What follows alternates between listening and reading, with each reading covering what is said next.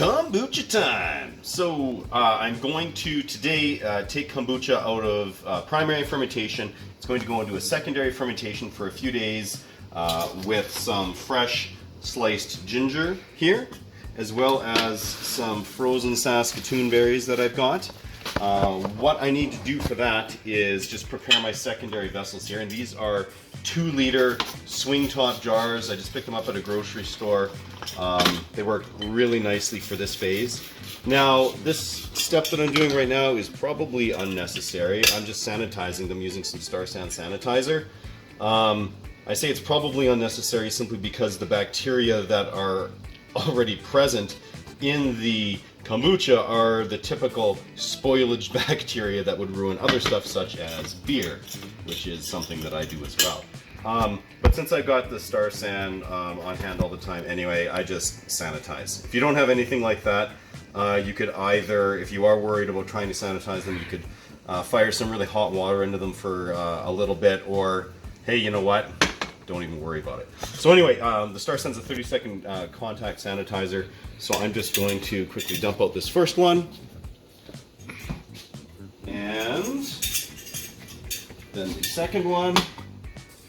By the time I'm done that, we will be ready to add our stuff. Now, I'm a big fan of ginger in kombucha. I really like the flavor that it adds. Some ginger is good for you and all that fun kind of stuff. So I'm just going to pop it right in here. And then I'm going to add, and so that was just like a nice big nug of it that I sliced up just for a little bit better distribution.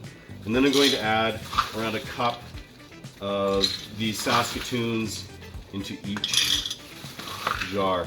You can use any kind of fruit you want. I've played around with citrus and cranberries. I've played around with herbs like mint, basil, all kinds of stuff.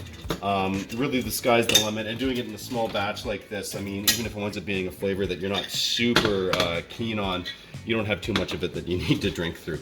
So because these berries are frozen, I'm actually going to let them sit for maybe 4 or 5 hours just so that they can warm up, because I don't want to shock the kombucha bacteria pouring it right on top of the frozen berries.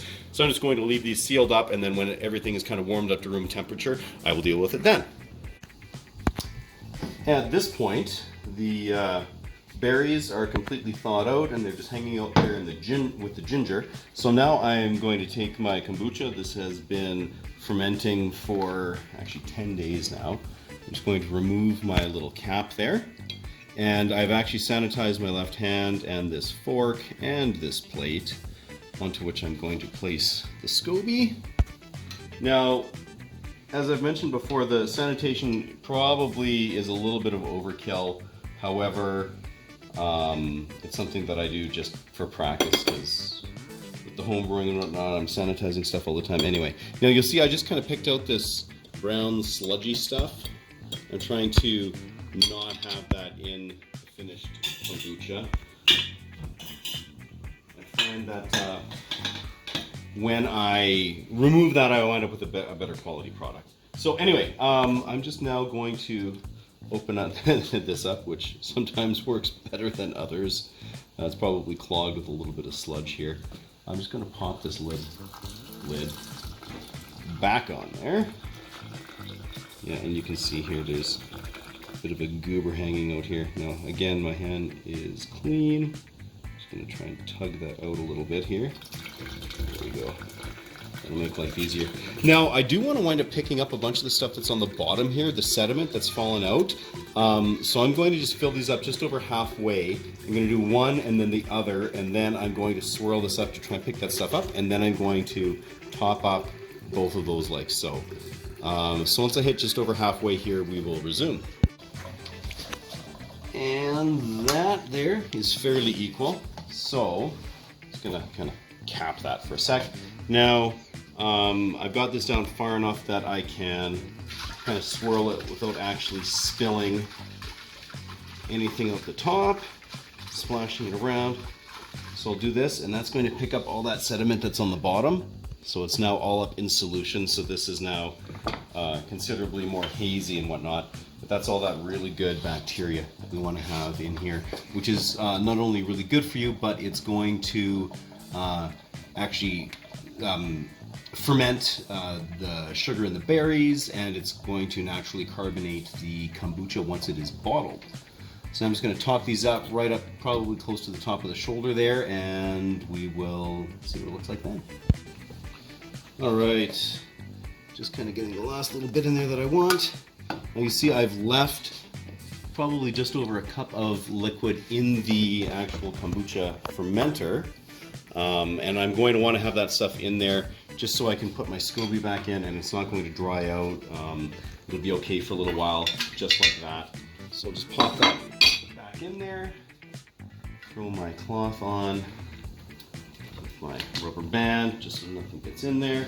Going to not worry about this for now, but when I do make a new batch of tea to go on here, I'll erase the date and relabel that. You can see on the secondary fermenter here, I have removed the date, so I'll just put today's date on here now so that I don't forget when I actually started this. At this point, it's going to go into just a cupboard in the kitchen here, which is a good temperature for this to keep cranking away. Every night and every morning, I'm going to burp it just by popping that seal like that, just so it doesn't carbonate in here, building up the pressure.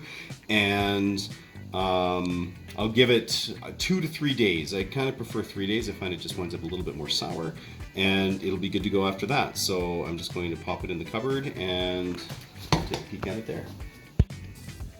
So there we are, hanging out in the cabinet here.